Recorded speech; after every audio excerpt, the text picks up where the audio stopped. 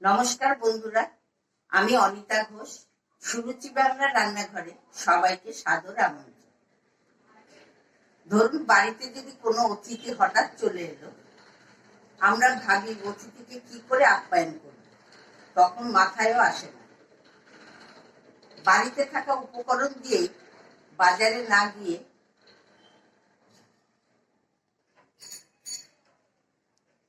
বাড়িতে থাকা উপকরণ দিয়ে অনুষ্ঠান বাড়ির স্বাদে সহজ পদ্ধতিতে আমি একটি পোলাওয়ের রেসিপি আপনাদের সঙ্গে শেয়ার করতে চলেছি। আসুন, আমি আজকে ভিডিওটি আপনাদের দেখাচ্ছি। আপনারা মনোযোগ দিয়ে ভিডিওটা দেখতে থাকুন, প্লিজ এটা মিস করবেন না। আসুন, আমি আজকে আপনাদের সামনে রেসিপিটি শেয়ার করতে চলে যাচ্ছি। পোলাওয়ের জন্য ডিম আর ফুলকপি নিয়েছি, আর পোলাওয়ের চালটা এখানে নিয়েছি। এবার আমি এগুলো বয়েল করার জন্য যে সময় লাগবে সেই ফাঁকে আমি ভাতটা রেডি করে নিচ্ছি। আমি চালটা ধুয়ে নিয়েছি।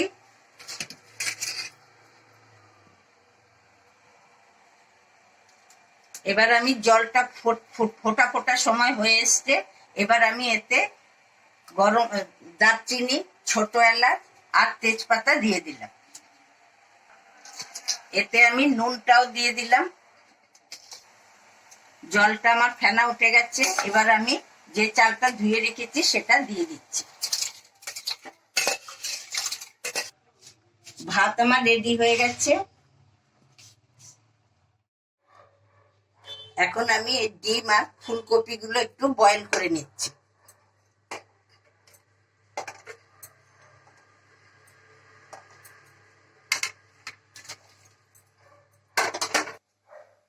কপিগুলো আমি এই বয়েলের মধ্যেই সামান্য একটু নুন দিয়ে দিলাম। ডিম ফুলকপি আমার বয়েল হয়ে গেছে। এটা বেশি বয়েল করব না ফুলকপিগুলো। আর ডিম আমি আর একটু পরে নামাবো। ডিমও আমার সেদ্ধ হয়ে গেছে। এবার আমি ডিমটা ছাড়িয়ে নিচ্ছি।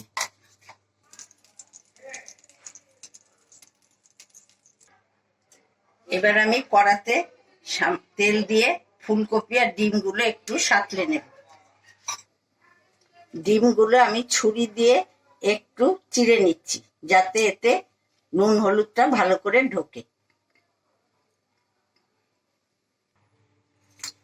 আগে আমি ফুলকপিগুলো একটু সাঁতলে, আমি ফুলকপিতে একটু হলুদ দিয়ে দিচ্ছি।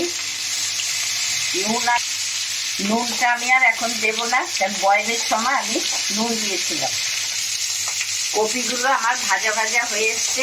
এবার আমি কপিগুলো না দিয়ে ডিমগুলো ভেজে নেব।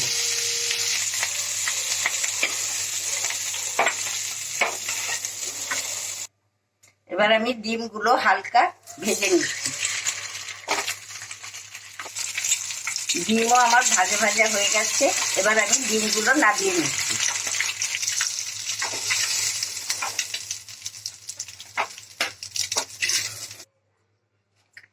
এবার আমি এতে 4 চামচ ঘি দিয়ে দিচ্ছি।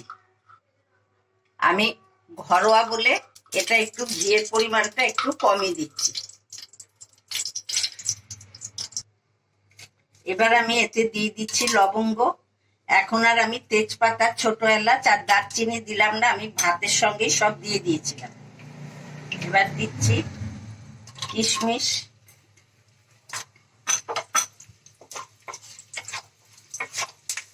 তারপরে দিচ্ছি কাজু বাদাম।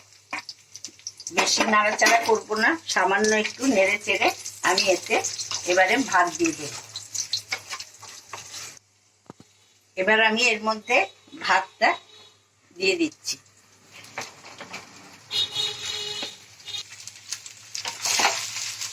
এবার আমি ঘিয়ের সঙ্গে ভাতটা একটু নেড়ে চেড়ে দিচ্ছি। এবার আমি এতে দিয়ে দিচ্ছি, আমি গুঁড়ো চিনি ব্যবহার করছি, আপনারা গোটা চিনিও দিতে পারেন।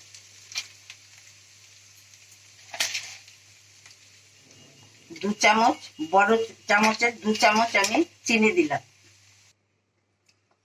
এবার আমি চিনিটা ভাতের সঙ্গে ভালো করে মিশিয়ে নিচ্ছি। আর আমি এতে এখন আর নুন দিলাম না, কেন ভাতের সঙ্গে আমি নুন দিয়ে দিয়েছিলাম।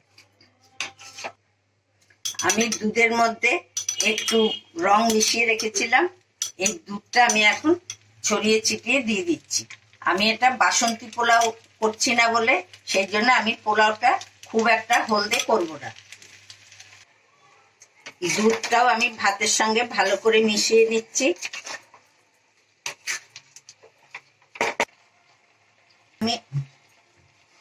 এবার আমি এতে ফুলকপিগুলো দিয়ে দিচ্ছি, ডিমও দিয়ে দিলাম।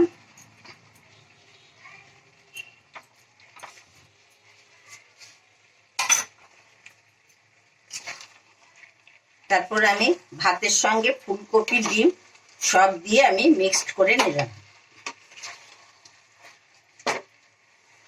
পোলাও আমার রেডি হয়ে গেছে।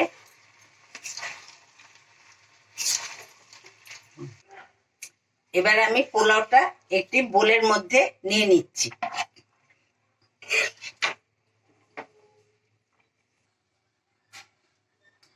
দোকানে না গিয়ে বাড়িতে থাকা উপকরণ দিয়ে পোলাও রেসিপি আপনাদের নিশ্চয়ই খুবই ভালো লেগেছে। প্লিজ কমেন্ট করে জানাবেন রেসিপিটি আপনাদের কেমন লাগলো। ফেসবুক ফলো করলে প্রচুর শেয়ার করবে। আর ইউটিউব থেকে দেখলে নতুন বন্ধুরা আমার চ্যানেলটিকে সাবস্ক্রাইব করে আমার পাশে থাকবেন। আপনাদের সবাই খুব ভালো ও সুস্থ থাকবেন। এরকমই আমি আবার একটি চমকপ্রদ রেসিপি নিয়ে আপনাদের সামনে হাজির হয়ে যাব। আজ আসি।